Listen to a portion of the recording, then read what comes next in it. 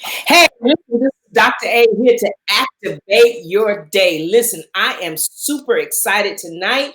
We have with us our very own our show called Come Alive. I said come alive. I said come alive. Yes, Alive. You're saying, Dr. A, what are you talking about? I've been seeing this come alive, come alive.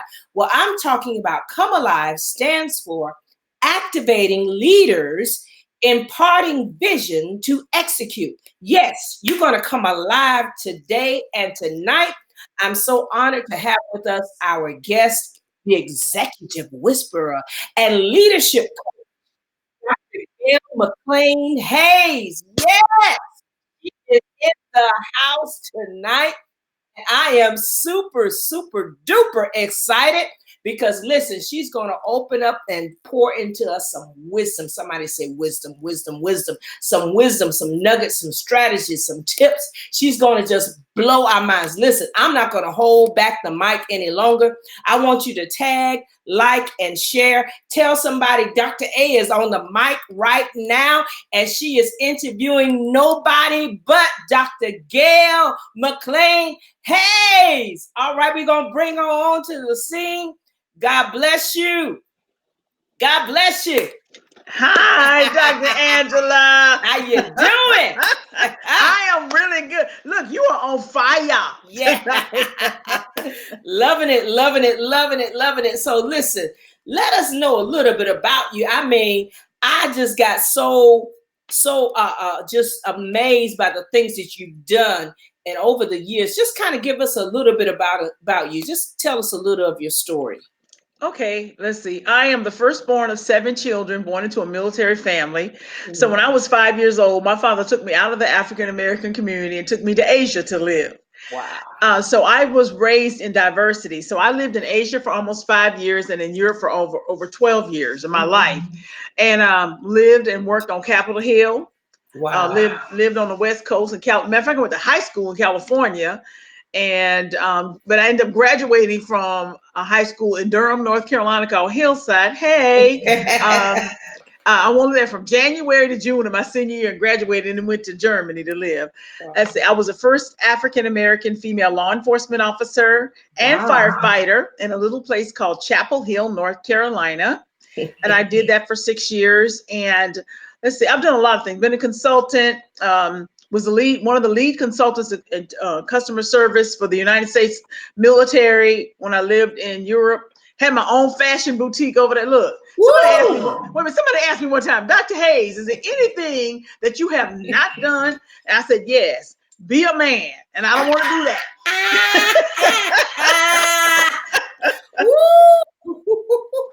I said, I don't want to do that. I like being a woman. I hear you. I hear you. Ain't nothing like it. Ain't nothing like it. But so excited. I mean, with all the things that she didn't even listen, you all, she didn't even give us half. Not even, I mean, maybe not even a third of all the things that she's done and she is doing. But I do know with all the things that you've done, one thing that stood out with me is the books that you've written. And when you told me about one of the books, and I remember that book, and I was just floored, Daughters of the King. I was like, wait a minute, you're the one? I mean, wait a minute, I know that book, you're the one. And then this other book you have that we're going to be talking about tonight, oh, it is super powerful. Now, I want you to just share with us a tidbit of how that book came to be, because just you go ahead and tell them the title, and then just if you could just tell us how did it come to be, because you got all this information, but okay, this is the book you're talking about, right? Yeah, the power of a woman who leads. Let me get it right. Yeah, the power of a woman who leads. Yes. Let me tell you, I have never liked being a leader. Not ever in my entire life, because leaders get stoned. Yeah. I mean, they talk about you if you do it right. They talk about you if you do it wrong. They talk about you do it at all. Okay. And I always, being the firstborn, is like, no matter what I did, it was wrong. It just, because I was always serving others. And I'm just going to be really raw and real with you. I Okay. said I was raised in a family where I really was not appreciated. And when Mm. I say that, my mother's only 16 years older than me. Wow. So when we grew up together. Mm. And because of that, I helped her a lot. And so I'm the oldest of seven. I'll never forget, I was telling my mom a story about how I saw one of my friends from elementary school when she was in Okinawa with me in my classes. And we were talking about, I was sharing with her the details of a situation when we were both there. She didn't Mm. remember all the details. She's an only child. And at the time, we had three children, and my mother was pregnant with her fourth. And if you, those of us who have more than one sibling know that as the family grows, your attention span changes. Mm-hmm. And so she was only focused on her, but I was already a big sister. So I Mm-hmm. saw things that she didn't see and she didn't remember. And I was explaining to her that dynamic. So I was telling my mom, I said, "Oh, I saw her," and I was so excited. I was explaining to her this, and this.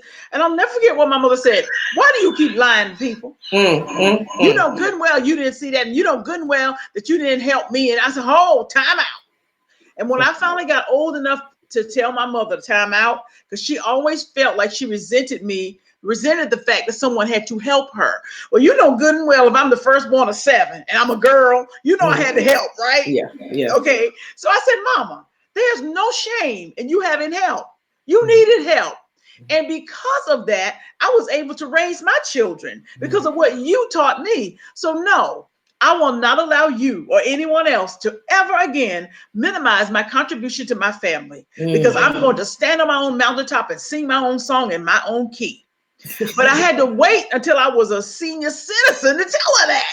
It took me all these years to come to terms with that I am a leader. And Mm. I want women to get it before they get as old as me. Mm-hmm. That Mm-hmm. it's okay for you to step into that position, because people are going to talk about you if you don't. They're going to talk Yeah. about you if you do.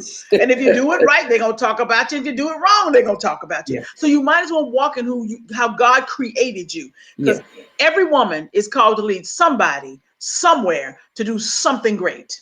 Wow. So you asked me about how I started with this book. Well, I didn't want to be a leader. I ran from it. Mm-hmm. But when I was in the church, somebody finally asked me. I got ordained. I didn't want to do that. I fought that all the way. Some people want to be ordained. They waiting for. I wasn't thinking about that. But somebody grabbed me and licensed and ordained me. I said, "What does this mean?" It was so funny because it had no meaning to me. I was like, because I saw all these women fighting and scuffling, trying to get licensed and ordained. I said, "Well, can't you just talk in the grocery store over the vegetables? Can't you?" I really didn't. For me, it was, I had no need for those accolades. I Mm-hmm. just felt like I was gonna be me anyway, and I sure didn't want anybody yanking a license if I said something they didn't like. You understand what I Yeah. mean? Yeah. So I wasn't trying to do that. But this pastor saw me. This pastor, husband and wife team saw me, and they recognized the anointing on my life, and they licensed and ordained me. And I was like, "What does this mean?" They said, "Oh no, God told us to release you to be free." Mm. They look, literally, they said, "You like, your name is Pauline. You like Paul, Mm-hmm. and you need to be free because you are," and they recognize that you are a marketplace apostle. You've There been you called go. to the marketplace. That's why Yes. you're having difficulty or challenges in the church, because you've been called to government, to Mm-hmm. education, to business. And Wow. I have been able to walk in it. So I really didn't want to. I was speaking at this big conference, and I was really like, just wanted to speak and get it over with. And the Mm-hmm. CEO of a major Christian publisher was in the audience, and they had asked me to go to lunch with them. And I said, "Okay, fine. What do they want?" I mean, I know it sounds terrible, but that's how I felt, because I could publish my own book. That's how I felt. So they sat down with me and the president and the vice president. They said, "Gail, we want you to write for us." And I just looked at them. I said, "Okay, but let me tell you what I want to write. I want to write for children, because see, children like my energy. They don't think I'm too much. They just love me. Children love me, and I love them back. And adults always, have that thing where they question the authenticity of your Christian conversion and whether or not you're anointed to do certain things. You know what I'm talking about? So I don't have a lot of patience with that. And whether or not I have to seek God to see if I can receive from you. I want to hear that. I'm just, Lord, just leave me alone. I'm just saying, so when he was talking to me about, I said, I want to write for children because children are so wonderful and we need to just, nurture the next generation. And look, this is what they did. Are you They were not serious? interested in that. I said, well, wait a minute. You don't want me to write for children? And they looked at each other. They said, no. I said, well, okay. Then who do you think I should write for? And I will never forget this. This man said, listen, I heard you speak. And he said, I have heard all the best women speakers in the church and out of the church. And we have never seen the mantle of leadership on a woman like we've seen on you. Wow. And I was really upset. I was offended. I was highly offended. Dr. Angela, I did not want to be a leader. But they mean the leaders. I said, I don't want that. So look, I wouldn't even write for the book. I said, God, I can't do this. I went home. I was mad at those people. I did not want a Christian publisher because the church had been real mean to me. I said, I ain't thinking about this. I will not do it. So it took me 2 years. Wow. 2 years before I would send them anything. And I kid you not, I sent them an overview of a book. And I mean, I got a phone call that day. Wow. And said, look, it's going to be about 3 weeks before we take you to committee. And look, everybody who's in books knows it takes sometimes 6 months for them to decide on your book. I mean, even back then, this was in 2011. And I was like, I ain't trying to do all that. She said 3 weeks. I said, whatever. I forgot all about it. Less than 3 weeks later, she comes back. She said, we want to offer you a 2-book contract. And I said, oh, they said, we love your quotes on Facebook. You see my quotes on Facebook. And they said, can you write a book about those quotes, like a little devotional book? And so I ended up writing a book, and I don't have it in front of me. But anyway, oh, yes, I do. Here it is right here. This book right here, 1 Minute Success Secrets for Women. Awesome. And it is based on my Facebook quotes. Okay. 1 Minute Success Secrets for Women. And then they said, we want you to also write a book on leadership. I said, I thought I was getting out of that, really. I said, okay. And they ended up being The Power of a Woman Who Leads. And it was not an easy written book for me. I mean, because I had to actually peel off the layers of self-doubt, peel off the layers of have a tendency to embrace people degrading us, because that's what we come to expect. That I had to peel off layers that I didn't even know existed in order for me to walk authentically, or to authentically do this book on leadership. And I will tell you honestly, Dr. Angela, that I wrote it years ago, but I never promoted it. Sometimes you have to wait for God's timing. Come on. Sometimes you get something, you think, let's go with it right now. And you know what? I refuse to push. Now, all of a sudden, I wrote this book in 2013.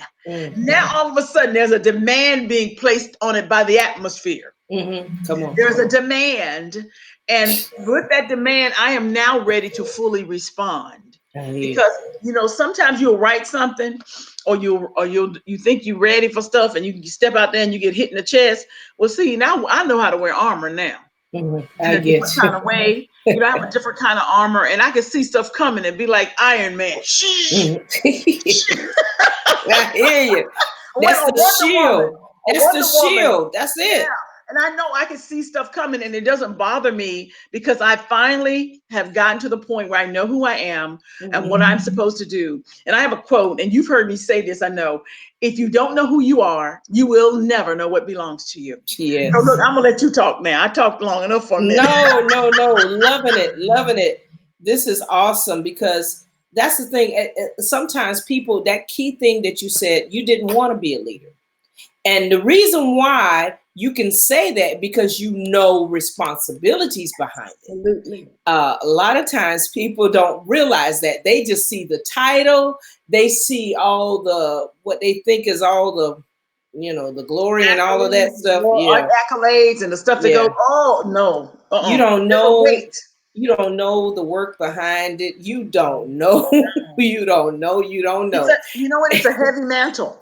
It is. And unless you are ready to, as that says, count up the costs, unless you have count up the costs and you know that you're ready on both ends, success and, I don't like to call failure, because to me, failure is just another part of success. How about areas of challenge? Areas of challenge. There you go. Being challenged. But really, it's really causing you to grow. It causes you to grow, even in what you're doing. Whenever we put ourselves in that position, we put ourselves in a position to give out what has been given to us. And Right. we know automatically there's a law in giving. When Yes. you give, you receive. Absolutely. It is multiplied back to you. So not just because of giving as finances, what people may think that's the only thing limited. No, it's your wisdom, it's your Yes. time, it's your energy, it's Yes. your knowledge, it's your patience, it's everything. You pour it out everything. And what happens is that here you are, you're thinking, I mean, in society and everything else will say, oh, great, you're an author, you've written this, and you are right here, right? You are right here. And you pour out. When you pour out so much, what happens? It elevates you until you're like, I didn't know I can go higher.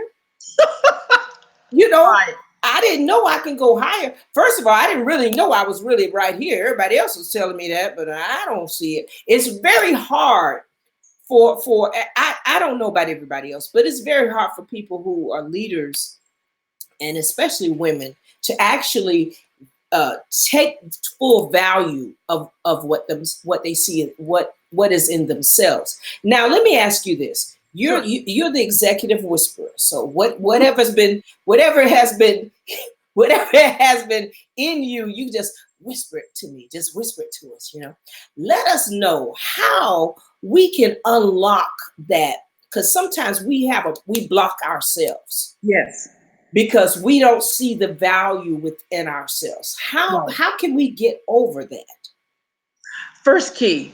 Um, I believe it's locked up in that quote I said before, identity. Hmm. I teach what we call the IPD principle: identity, purpose, destiny.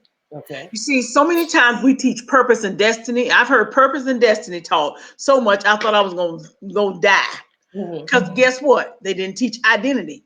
You see, it's like a three-legged stool. If you have two legs, the stool is going to fall. Hmm. Hmm. Identity is the glue that adheres purpose and destiny to you. Hmm. If you know who you are, purpose and destiny will find you. Wow. You don't have to look for it, because once you know who you are, it's like doors just fly open. Wow. I mean, literally, when you know who you are and you walk in confidence, Hmm. not arrogance. And let me give you a little side note here. People ask me, I used to hear people say, well, you're arrogant. I said, they were trying to minimize me. I Hmm. said, no, arrogance is when you're telling something that is not true. Okay. Confidence is when you walk in something that is true. Okay. You can wait. You gotta do that repeat again. Arrogance. Oh, let me see if I can type this in here. Okay. Arrogance Arrogance is is when you're telling something that is not true arrogance, you're telling something that's not true. and you're trying to stand on it. Hmm. Okay. Confidence is when you're telling something that is true and you are walking in it. Mm, mm, mm, You see what I mean? mm. Look, I need to write that down Woo. myself. That just came straight out of the Are you atmosphere. serious? Confidence is when whew, whew, Arrogance is, a lot of arrogant people will mhm, brag about stuff and they can't back it up.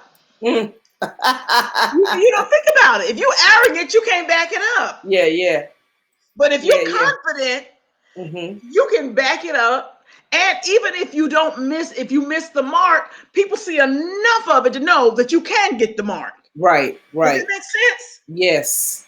They said, wait a minute, she got three-fourths of the way. Something tried to hinder her. Hmm. She's on track. Yes. But arrogance is when you talking a whole lot of stuff and it's not even true, and you Hmm. bragging, and then everybody follows you, goes over the cliff with you. Hmm. Hmm. Okay? So confidence is when you're telling something and demonstrating it at the same time. Yes. And it looks like you don't know what you're doing because you move it slowly, but Hmm. sometimes you got to get your bearing when you're confident. You say, I know I can do this, and you start walking in it. And you're like, oh my God, I am walking in this. This is it. Yes. You know Arrogant, what? arrogant It's people cannot hold the line. They cannot hold the line because they're trying to get too far too fast. hmm Does that make sense? What I'm saying? Yes, because the thing about it is, when you mentioned about the identity, Uh-huh. all I kept hearing was balance, balance, and that's the reason why. Because we can get, when we're arrogant, we don't have a balance because we're just thinking about what looks good, what feels good, what sounds good, and everything Right. like that. But when we really know who we are, I have a dear friend that is she teaches about authenticity, and when you are who you really are and you know who you are, you embrace it. Yes. That's the key thing. First of all, you got to know who you are, because when you mention about identity, purpose, and destiny, how are you going to know what your purpose is? You don't even know who you are. That's right. How are If you you don't going to know if you don't where know you? who you are, you will never know what belongs to you. Yeah. But if once you know who you are, let me tell you what happens, Dr. Angela. You'll be walking along. Once you embrace it and say, "This is me. Hmm. I'm going to walk in this." Okay. And you embrace that, and no matter what, you can give stuff away, or pass on opportunities to other people. Hmm. And you know that. Let me give you an example. Many years ago, I got asked by a huge worldwide organization to come in and do marketing for them. Mm. I mean, and it was at a time when my husband was out of work, my children were little babies. It was in 2000, in the Hmm. year 2000. That's how long, 20 years ago. Wow. And I mean, they were going to move us to another state. They were going to give me an expense account. I was going to be traveling the world. It sounded wonderful. Hmm. And I'll never forget, I kept trying to reconcile it within myself Hmm. to do this. And my children were 2 and 4 years old. Hmm. And just a little side piece, I was told I could never have children. So Wow. at age 40, I got pregnant for the first time. I mean, Wow. I had my first child at 41, my second child at 43, after I was Ooh. told I could not have children. Wow. And so I had a child two and a child four. Hmm. And I know I could do marketing. That was no problem. They wanted me to do their marketing worldwide. Hmm. So I said, "Oh, but something in me, every time when they interviewed me, Hmm. I'm not a person that heavily perspires. I Hmm. was sweating all the way down to my hips on the side when they interviewed me Wow. for the first interview, and I had to go to bed and go to sleep after they finished. I was like, what is wrong with me? So when they had the second interview, they said, Hmm. well, we want to fly you down here to Dallas, and we want to do this, this, and this. And I was like, okay. I said, let me get back with you. Well, I said, something is not right. I have no peace. I'll never Hmm. forget, there was I was in a women's conference many years ago, and I was talking about apostles and how they walk in and take all the money, put a cape around their shoulders, and leave. And I was talking real. I say, no apostle. These people with diamond pinky ring. Anyway, I was up talking, and just so happened there was an apostle in the audience, Hmm. and he came up, and we ended the service, and ordained me an apostle on the spot. He said, "That's your problem." I was so done. Anyway, that's another story. So what happened was, this guy, I called him Hmm. because he could see who I was. And I said, listen, I've been offered this position with this major ministry. He said, that sounds really nice. And I Hmm. said, well, I'm trying to decide whether to take it because my husband's out of work, and it will solve all of our problems. They were going to send me this big 5-figure check so I could move, sell my house. And this is what he said to me. He Hmm. says, here's one thing about you. You don't really know who you are. You keep searching for it. He said, but you're almost there. He said, that's why you Wow. called me. And he said, I cannot see you sitting in a cubicle. Hmm. He said, you will blow the cubicle up. He said, I Hmm. don't think that you will not be, I don't think you'll be ineffective. You'll do well, but you will not be doing God's best. He said, I understand the need for the money, but has God really spoken to you Wow. about this? And I remember God said to me at one point that I would know his best because it would be a peace and it would kick in. And Yeah. I was not having that peace. Hmm. So he said, I just can't see you in a cubicle. I think it's nice they offered it to you, but is it the best? Is it your best for you? So I called the people and I turned it down. Hmm. No, let me tell you what happened. When I turned it down, the head of the ministry, Hmm. who's very, very, very, very, very well known, I'm talking about a white ministry, Hmm. said, well, let her work from home. And she only has to fly down here once a month. I was like, God, they won't let me go. I'm not kidding you. The woman who was over HR got sick. Her husband got sick and she had to leave and they lost my paperwork. Mm. So it wasn't meant for me. And Mm-hmm. identity is so critical because what happened with that is this. I knew immediately. Now I know immediately what comes over me when it's not for me. I Does that got you. make sense? Mm-hmm. And I was able to turn this big position because I could have pushed and still got the position. Mm-hmm. But I could have turned this big position. I could have gone into that big position and gone in the wrong direction. Mm-hmm. And how long would I have been there? And and this is what they said. Oh, your office is right there where you can see the child care center. Mm. So you can go and see your babies while you're at work. And I thought, okay, God, they're solving all these problems. I don't know what it is. But that's exactly how it was. They said, we'll offer you this, we'll offer you that. And then all of a sudden, when my paperwork got lost, somebody said, we're going to find it. I said, God, don't let them find it. Mm. Wow. It's not for me. And I would have never have done what, the book Daughters of the King. Right. I ended up on QVC with an overtly Christian book. Had I taken that position, I would never have gone on the path to get myself on QVC with Daughters of the King with the blood of Jesus on the back cover. Anyway, that's another story. So, amen. It's just phenomenal. But you hit the key thing. You have to know yourself. But what I found out, and this is just something I don't know if people don't realize it. I don't think we're born just knowing who we are. We're developing and we're still learning. And even for myself, I've learned now I'm at an adult age. There's certain things I know that's secure. I know this is true about me, and I embrace it. And I mean, good, bad, ugly, different, however you want to say it. But that's the key thing. Know who you are, as well as when I say good, bad, different, and everything. Because even as a leader, you have to know where you're not strong in. If you're not strong in a certain area, be real with yourself. You know what? I'm really not good with the social media. I need to find somebody else who can do this so I can focus on what I am good at. Or I'm really not good with, whatever it is. And it doesn't take anything away when you get help, because to me, a leader is only as good as those who are around them. A great leader has people who has the great ideas. I was thinking about this the other day. It was a job being offered to me some years ago, and I was already working. But at the time, I was on a hustle bit. You on a hustle bit, like, okay, I could do this on the side, and I could do this, and I could work from home and do this, and then I could, I was stacking up. I had about 4 or 5 jobs. I mean, it's crazy when I think about it now. Crazy. I'm one person, but one of the jobs, the lady who was my boss, she really didn't know anything.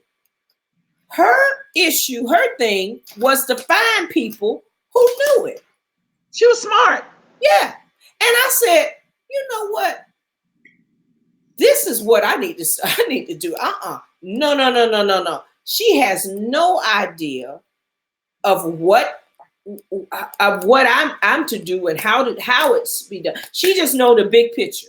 All she got was a request from the client saying, we need this and this and this. She said, clients say they need this and this and this. And so she hired people that know how to do, because I'm in the technology field. So she hired people that know all the different things. And she herself has no idea. And the business has been booming and growing. So it has nothing. She was smart. Yes, it has nothing to do with being a leader. Doesn't mean you have to be the smartest person in the room, and you have to be the one that knows every single thing in detail. No, you need to have the vision and know what the vision is, so you can properly lead. That's the key thing, and that's what we're talking about. Not just leaders being a leader and having a follower. But let's take it up another notch. Let's have leaders who become leaders over leaders. Right. That's the key thing right there. if we can have leaders who become leaders over leaders, because one of the key things that I say is that leaders don't have followers. Leaders produce leaders. One of the books that one of my favorite books. I have so many leadership books that I love, but it's Max Lucado, and Yes. it's called The Making of a Leader. Oh, I love that book. That book, I suggest if there are any leaders that are listening to me, especially pastors, or if you're a leader of any type of team, you need to get this book and get it to your team. So, because it talks about and it teaches you all the different tests that you're going to go through as a leader. But the key thing is that you're responsible to reproduce leaders. Now, my question to you is, how do you think it's possible for a person that's okay, they've embraced that I'm the leader, just like you said, you didn't want to be a leader, but you said, okay, I accept it. Now you're the leader and you have followers. Right. How can we get the people now to take it up the notch to say, you don't want to just have yes man, yes men, and yes women. Just, oh, whatever you say, whatever you say. You want to have people who are innovators. You want to have people who can think. You want to have people who can take on what you give them and take it to the next level. So how can we get people who are called to be leaders to start developing their followers, not just to stay as whatever you say, ma'am, whatever you say, sir, but actually, allow them to cause whatever you're doing to grow and blossom. Well, something that you said earlier, give. Mm-hmm. That's the main word. When you try to hold it close to the vest, you will never grow as a leader. Mm-hmm. You must be able to give, and that means in other words, put a mantle on somebody and say, here's your project. What's Yeah. your next step? Good. So That's I good. know here, and then you tell them, here's my end result. Mm-hmm. Make it happen and see what they do. That's See, awesome. oftentimes we don't want to do that. We want to say, I want it done this way, this way. I want it done the right way. The right way is only your way. But so many times, I'm going to give you an example. Like my son and his father. I will never forget this.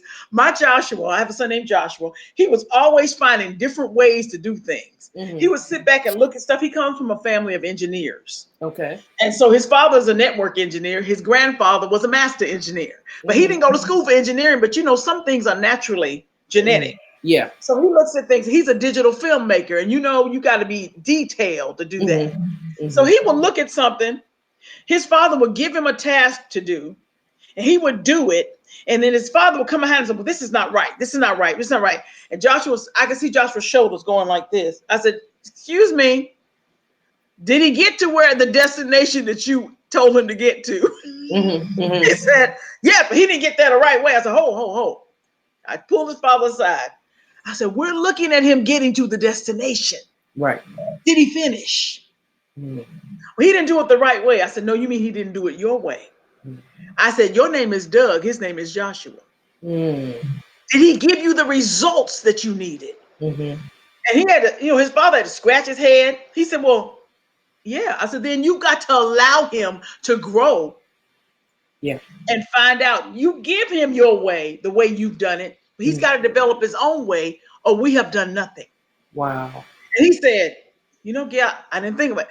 We want to get him to get to the destination in the fashion in which, and guess what Joshua did? Joshua created a new way to get there his father hadn't even thought about. Yeah. He was like, no. I said, come here, pull him to the side. I said, if you do that, he's going to try to do everything your way, and he's never going to reach the destination because he's not you. Right. I said, the best way to develop independent children or leaders is to give them a task and then step back. And this is what I say to them. I'm going to give you a step. Here's the task. And I want you, this is how I see it looking. But I have blue paint up there. If you want to use yellow and you believe you're going to put that yellow up there in a way that I like to, that I can agree with you, you're cooking with gas. Let me see what you do. with your own palette of colors, and you create something. I'm looking at the functionality of it. I'm looking at the purpose of it. And I'm looking at the results. Will it do what we need it for it to do? Go for it. And then I go like this. Girl, sometimes I'll be like, oh, no. But you know what? I've learned to release things. That's the biggest thing with people who effectively lead others. You have to release things. And what you have to do is be able to give people a task when you're not under the gun. See, what happens is we wait till it went last minute, and then we get mad because they didn't do it our way. What you have to do is, you set milestones. A year from now, you're going to have to put on a women's event. Right. So what you do is get your committee the first month out of the gate. Okay. And say, okay, I'm going to give you this committee. I need 4 things done. We have 4 facets to this project. In this committee, I'm going to give you the leadership in terms of coordinating. There's 4 other women. Each one of the facets. This is what it looks like. Right. Now, on your mark, get set, ready, go. 5. 5 is a number for grace. Get it done. Right. I need a monthly update to see what each one of you has done. And then we can sit back and say, okay, how can we help each other as that team move forward? Right. But see, we don't develop leaders. We have to let it go. And I might say, I want my theme to be pretty in pink. No, and I'm not moving on that because that's what I wanted. Right. I said, then y'all fix it up. I tell you what, you will see people blossom and bloom and do things. Just all I want is that end result. And you be like, I couldn't have done that. But what you have done is release them to use their gifts. Release them. I once had a lady tell me very recently, got me mad, got me kind of frustrated. And she said, I said, well, I have what did I tell her? I said, I have the gift of translating the language from men for women. And she said, Gail, no, she asked me, what are your gifts? I said, I sing, I write. She says, no. She said, your gifts are how you monetize your talents. What is your talent? Your talents. I was like, who she thinks she is telling me? I'm the IPD principal woman. Wait. This was in the last few years. I had to come home and say, God, did you hear what she said to me?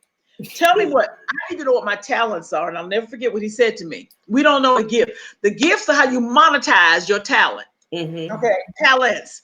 I said, God, what are my talents? And it took me a while for the Spirit to answer me.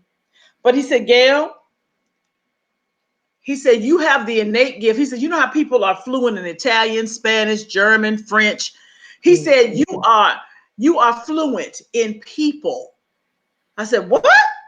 He said, you fluently see into people. You have the gift. You have the talent of influence. He said, you can sell ice cubes to an Eskimo.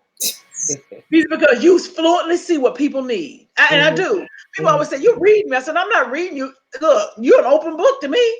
And that's why I have the ability to go in and diffuse conflict. Yes. I can see right on both sides and see wrong on both sides. Say, hold up, y'all. We need to meet in the middle right here. We can solve each other's problems if we work together. That's good. We can both be happy. Hold up. And that's why I can help. I help people with their relationships, with their friends, with their husbands, their wives. You got to be able to see both sides. And so I'm just saying, when we release people into their gifts as leaders, that's hard for a lot of leaders to do because a lot of people are controlling. And that's when you need to be removed from leadership because you're making your people eat vomit. You need to sit down for a minute. If you cannot release people to do things, you will never grow. You'll be stagnated, and your ministry, your business, everything you have will be stagnant and not grow. That's why that lady's business was able to grow because she created leaders. The very thing that you're talking about. She created leaders. You don't have to know everything. I know people right now who own businesses. They know nothing about them, but they put the right people in the right places. Like, for instance, some people in healthcare, they know nothing about healthcare, but they hire health administrators, they hire nurses and stuff, and they own the business, but they're not health administrators. So what she was doing is extremely wise. People need to take a lesson from that. You hire people to do what you can't do. But I think when you said about the release part, and if then because you do have people who are leaders, and then you have people who are what I call visionaries. Like when you said, like I know I want it to be pretty and pink. That's your vision. But you have a specific. What I found is a lot of people, they don't really have a specific, and they're going by what they heard somebody else say, especially now with the 2020 of quotes going across the world. I mean, everybody, I just said, you know what, y'all need to stop lying. I think I said that before. I said, you know what, I'm tired. Every year, 2020, we gonna do this. In 2019, we gonna do this. You didn't do what was in 2000. Come on. This is real. Used to be, we proclaim it, yeah, and we get all the different little rhymes and rhythm and rhyme. And I remember 1999 is gonna be my time, and all this stuff. And you know what? First of all, be real with yourself. That goes back with that identity, because you have to know who you are. Yes. You have to know what your purpose is, and really know it in your knower, not just, oh yeah, I wrote it down and let me get back to it. It was something I heard somebody say, and I say, yeah, that's my purpose. No, it has to be in your gut. It has to be just pouring out of you. I want to say something. Like you say, you have to know it. Sometimes, to me, you have to know who you are, and once you know who you are, and you start walking, the other stuff shows up. But you don't always know it. You should know who you are first. Right. And then as you walk, purpose and destiny will find you. Right. They will come from out of nowhere and say, boom, and attach themselves to you. And you'll say, I didn't know that's. It's stuff that you have inside of you that does not come out of you until you know who you are. Yeah. Does that make sense? Because I'm a visionary, and I see the big picture. Right. And so when you're a big picture person, it's easier to release people into leadership than it is if you're just a person that's supposed to. Okay, it's like the difference in what is that daggone it, managers and it's not directors. I can't think of it. Managers are like leaders. Okay, visionaries are like the CEO. Right. They carry the vision. But when you have directors who are over managers. It's like the corporate structure. Right. You have a CEO who casts the vision. Then he talks to his team, the directors. The directors get with the managers who execute the vision. Right. Right. Makes sense? Right. And sometimes people don't know, they're not sure. That's why it's so important that we train people. And you got to train. Look, here it is. Here it is again. Identity, purpose, destiny, train, equip, release. Right. Train, equip, release. Yes. Because if you don't release and you train them and you equip them, you don't give them a chance to release, to find the purpose, to find them. Does that make sense?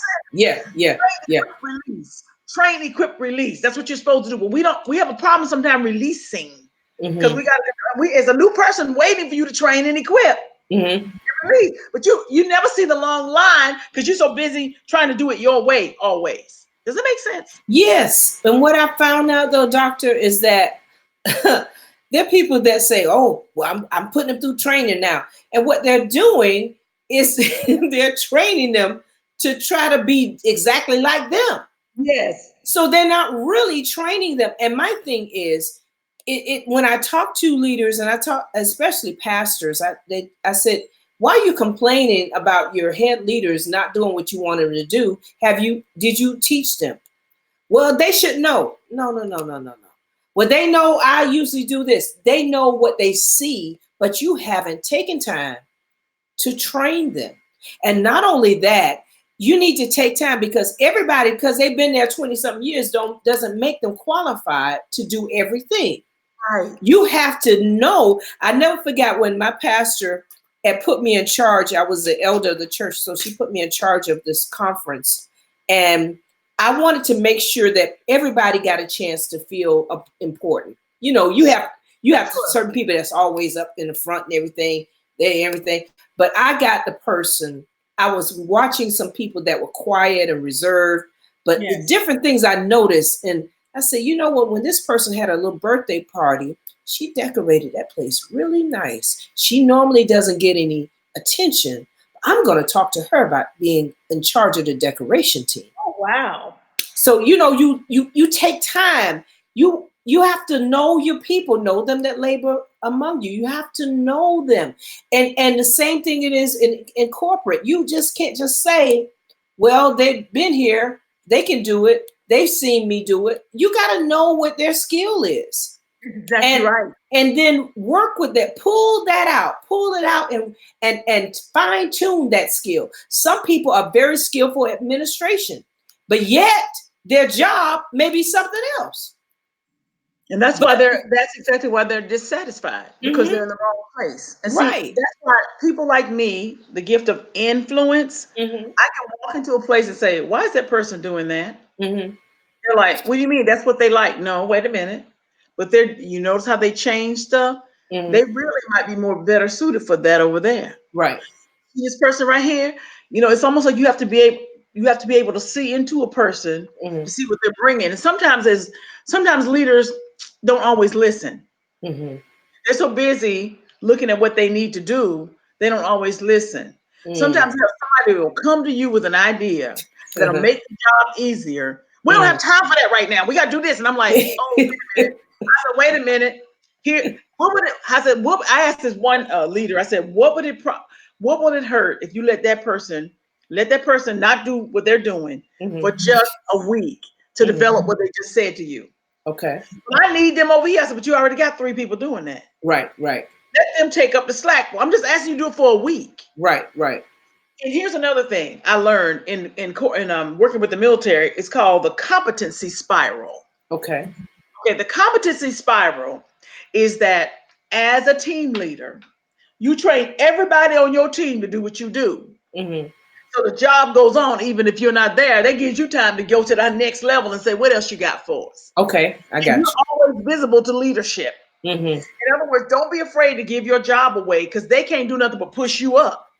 Wow. And see, That's so you great. do is you train everybody. That way Hmm. you're training leaders to do what you do, including your paperwork. So if you're not there, your stuff is still flying. They say, God, she trained that team. Absolutely. Because then you up in upper level management saying, how can I help you with your job? Come on, let Right. me make it easier for you. Right. Does that make Right. sense? Yeah, Right. but we're afraid to do that because we're so scared somebody's gonna replace us. My thing is the only thing that'll do is make you more appear to be more competent. Right. And guess because you train 5 or 6 people to do it, if they don't do right, somebody else will. Right. You Exactly. are trained, equipped, and released. Trained, Yes. equipped, released.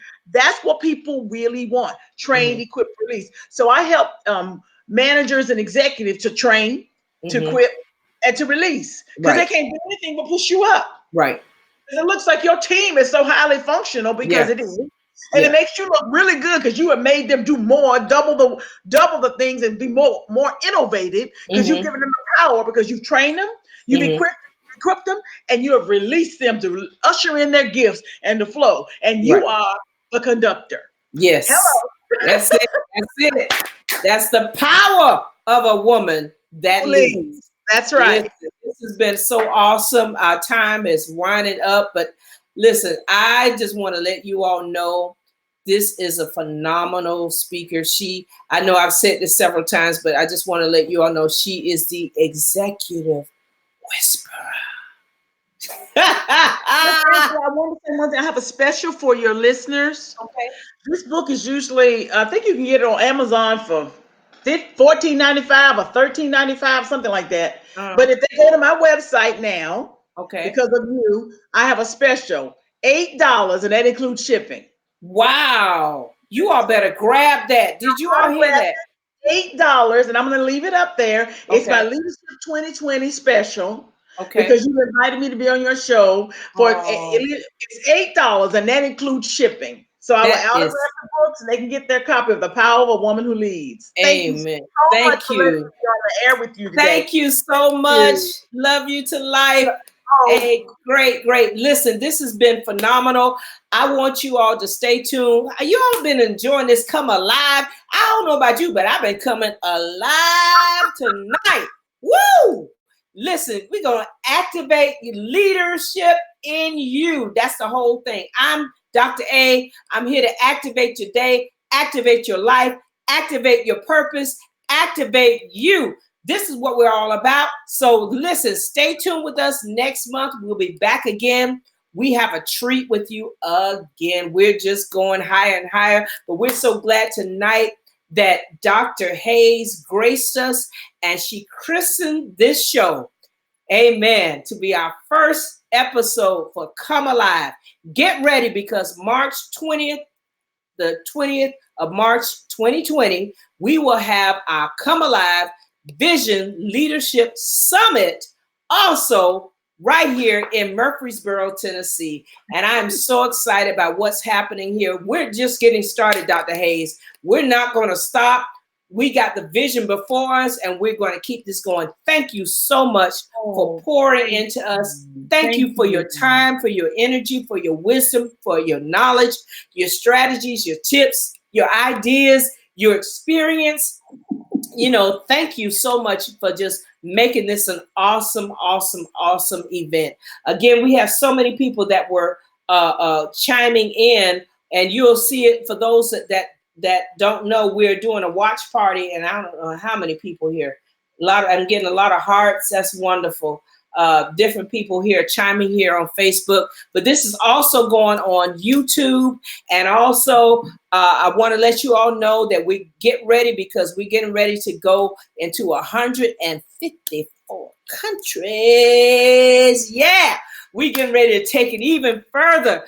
I'm just excited about it. And my goal is to make sure that you get the information you need to activate the leadership within you. Now, Dr. Hayes, I want you to close us out with one of either your one right now famous quotes or something hot off the press, something you can give to us so we can take home with us. Okay, so you should wait a minute, girl.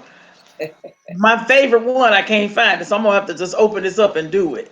My favorite one is called "There Are Giants in the Land." So no, I know what I'm gonna do. It's called fire. Okay. Do you bring the fire with you wherever you go? I believe that you do. Check it out. Fire is bright. Fire is hot. Fire attracts attention.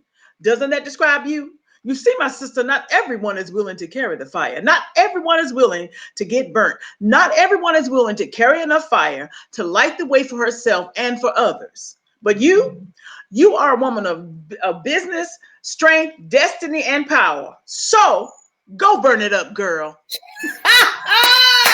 Love it. Love it. Love it. Love it. And with that, we will close out tonight. Listen, this is Dr. A here to activate your day. I love you to life. Bye-bye.